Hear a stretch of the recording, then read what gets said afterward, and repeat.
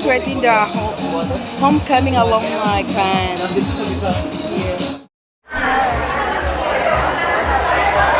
Batch 88. Siyang mamanday na siyang nabakante.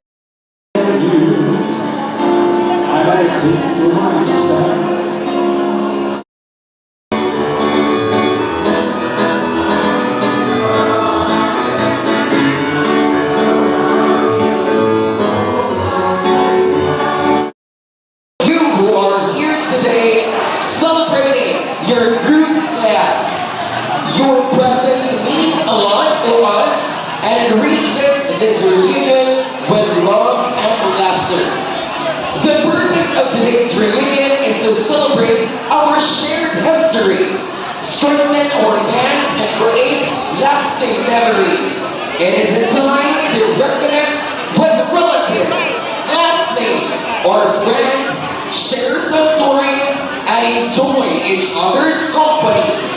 Today, we come together to honor our Wala sa Pilipinas pala eh, pero rin siya.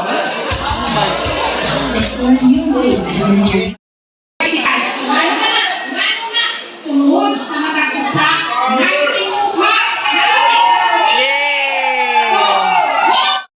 Nag-birthday sa Chong, so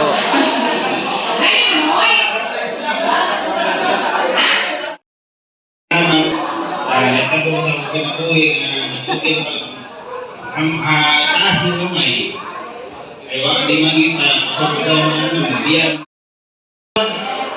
Pero the best is to count our blessings. Count our blessings to love and inspiration ng kaaway,